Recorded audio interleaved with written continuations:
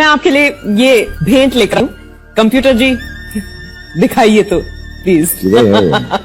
तो मेरा पहला सवाल आपसे, प्रधानमंत्री ने बीती शाम अपने भाषण में कहा कि कथित सेक्युलरों का नकाब उतर गया है इस चुनाव में, सही कहा? नहीं, शायद प्रधानमंत्री अपनी बात कर रहे थे, क्योंकि 300 से ज्यादा उनके मेंबर ऑफ पार्लियामेंट जीत कर आए, उसमें एक भी मुसलमान नहीं है। तो शायद वो अपने आप के लिए कह रहे थे कि अब हमारा सेकुलरिज्म का निकाब नहीं रहा। होंगे वर्धा। वैसे जी उन्होंने कब कहा कि हम सेक्युलर हैं? अच्छा, तो वो सेकुलर नहीं है। मैं समझ रहा था कि हिंदुस्तान के प्रधानमंत्री हैं, हिंदुस्तान के संविधान पर उन्होंने ओथ लिया है जिसमें लफ्ज सेकुलर प्रियम्बल में लिखा हुआ है। अगर वो नहीं मानते तो बहुत अच्छा है। आप आज इंकशाफ हो रहा है, आपकी बात से मालूम हो रहा है कि प्रधानमंत्री कभी सेकुलर थे ना कभी रहेंगे। निकल गई, मेरी जबान टूट गई। इतने तेजस्वी लोग हैं हमारे पास। खत्म, बाय बाय, टाटा, गुड बाय।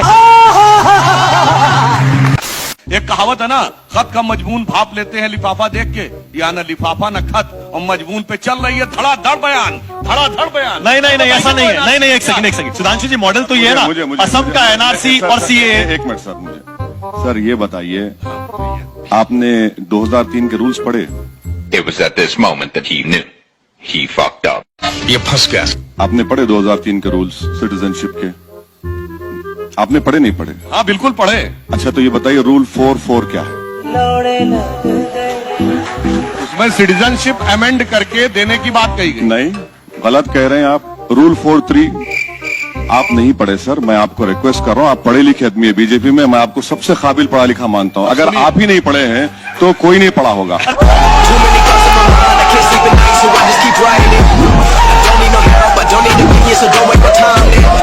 जो हुक्मरान वक्त थे आज मजलूम हो गए, क्योंकि सेकुलरिज्म के जाल में ऐसे फंसे कि उलझलूल हो गए।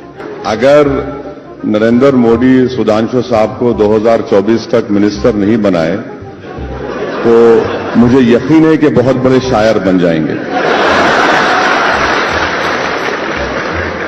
और मुझे ये बात भी यकीन है कि कभी नहीं बनाएंगे इनको, क्योंकि इनका हाथ मैं देख चुका हूं।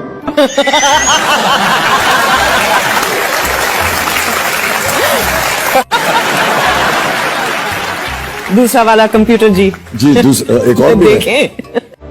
आप सवाल करिए, आप अपना ओपिनियन मत दीजिए मैडम। नहीं सर, मैं आपका सिर्फ सवाल काम ही रख मुझसे रही हूँ। सवाल करना है, मुझे रोकना। दूसरे नजरिए वाला मगर सवाल रख रही हूँ, तो मुझे ऐसा लग रहा है कि आप नजरअंदाज कर रहे हैं। मैं सिर्फ सवाल रख रही हूँ sir.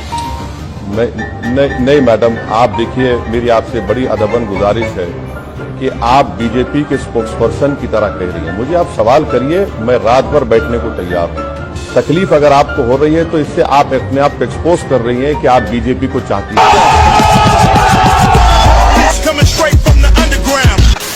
In the present political scenario, I see him as a neo Jinnah. Neo Jinnah. अरे संपित बच्चा है, बच्चों के बारे में नहीं बोलते, बच्चों के बाप से मुकाबला है हमारा, हम बाप को बोल रहे हैं। तो संपित बच्चा है, अभी छोड़िए ना। आप जब बड़े बात करते हैं तो बच्चों को टाई टाई नहीं करना चाहिए। टाटा, गुड बाय, गया। पीएम अपने आप को फकीर बताते हैं, आप प्रधानमंत्री नरेंद्र मोदी को जालिम बताते हैं। ऐसा क्यों? आप हमेशा उल्टी तरफ क्यों होते? क्योंकि मैं बीजेपी और आरएसएस के खिलाफ हूँ। जब उनकी मुखालिफत करूंगा तो आपको उल्टी लाइन नजर आएगी।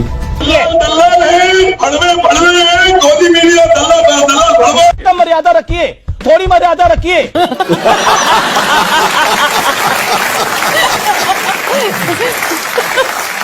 सर क्या आप एक सीधी सी बात मुझे बताइए कि आप कुछ महीने कुछ दिन पीछे जा रहे हैं ओवैसी जी, लेकिन आप 2010 का जिक्र नहीं कर रहे। आप तो कहते हैं कि आप कांग्रेस के भी खिलाफ है, आप बीजेपी के भी खिलाफ है, लेकिन जब कांग्रेस 2010 में एनपीआर लेकर आई थी तब आपने ये विरोध नहीं किया था। जो मनमोहन सिंह के जमाने में एनपीआर हुआ था, क्या उसमें सिटीजनशिप से कनेक्शन किया गया था? क्या उसमें सिटीजनशिप, आपकी और मेरी सिटीजनशिप को वेरीफाई किया जा रहा था? नहीं, अब के बार किया जा रहा है। क्या उस वक्त ये पूछा गया था कि मैडम श्वेता के वालिद वालदा का नाम और उनकी डेट ऑफ बर्थ और डेट ऑफ प्लेस क्या है? नहीं पूछा गया, अब पूछा जा रहा है।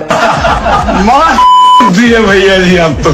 क्या उस वक्त श्वेता मैडम से पूछा गया था कि आपका मोबाइल नंबर दीजिए, आपका पासपोर्ट दीजिए? क्या वो मैंडेटरी था? आप मैंडेटरी कर दिया गया है। तो यही तो मैं कह रहा हूं, इसमें और उसमें फर्क है। ये फर्क है जो बयान कर रहा हूं।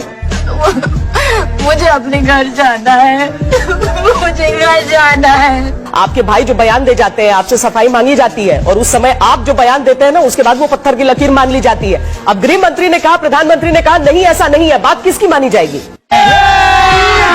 अभी मजा आएगा ना भिड़ो। देखिए मैडम, आप मेरे सवालात का जवाब हजम नहीं कर पा रही हैं, इसीलिए आप चले गए मेरे भाई पर। आप डिबेट मेरे भाई पर कर रहे हैं तो उनको बुला लीजिए, मैं चला जाता हूं।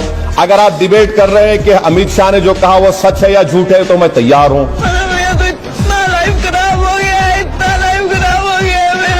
मैं आपको मिनिस्ट्री ऑफ होम अफेयर्स के वेबसाइट से कोट करके बता रहा हूं, और आप दूसरी जगह चले जा रहे हैं। मैडम, कब तक आप लोग गवर्नमेंट को सपोर्ट करते रहेंगे? मत करिए ना। देखा आपने लापरवाही का नतीजा है। कभी सच्चाई को तो मान लीजिए।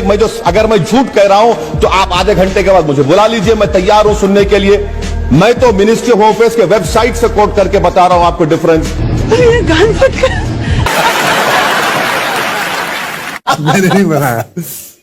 ओके, बहुत सारे और हैं। हाँ जी, दिखाएं आपको। हाँ, बिल्कुल बिल्कुल। कंप्यूटर जी। वैसे जी, जब आप ये कहते हैं आपकी शिनाख्त है, जब मैं आपसे बात कर रही हूँ तो जो फर्स्ट इम्प्रेशन आता है वो आता है हम सब की शिनाख्त तो हिंदुस्तानी है।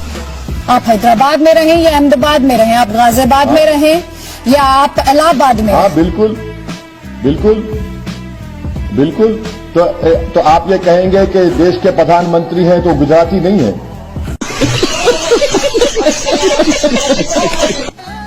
गुजरात से नहीं आते वो? अमित शाह देश के गृह मंत्री हैं, गुजरात के नहीं है? राजनाथ सिंह देश के डिफेंस मंत्री, वो उत्तर प्रदेश के नहीं है? मैडम, यही तो समझ आ रहा हूं कि भारत में जो फेडरलिज्म का कॉन्सेप्ट है ना, स्टेट्स की आइडेंटिटी है, हम स्टेट्स को मानते हैं, ये सब मिलकर हम तमाम को भारत का शहरी बनाते हैं। ये तो कोई अलग अलग तो नहीं है ना। हाँ, मेरी आइडेंटिटी है, आप भी कोई स्टेट से आपकी होंगी, आप भी कोई शहर से आपकी होंगी, और आप उसके बाद भी आप कहते हैं कि हाँ, मैं भारत की शहरी हूं। यही तो खूबसूरती है, ये तो डाइवर्सिटी है भारत की, प्लुरलिज्म है जो बीजेपी नहीं मानती इसको। किसी को तो छोड़ दीजिए, कभी झुक के भी बात कर लिया कीजिए। नहीं सर, झुकना मुझसे नहीं होता सर, झुकना नहीं होता। मैं सिर्फ अल्लाह के आगे झुकने वाला हूं, और अगर आप मेरा दिल जीत लेंगे, तो यकीनन मैं सब चीज कुर्बान करने तैयार हूं आप पे। अरे तुम तो बड़े हैवी ड्राइवर हो भाई। अगर हम करें तो करें क्या, बोले तो बोले क्या? वाह मोदी जी, वाह वाह।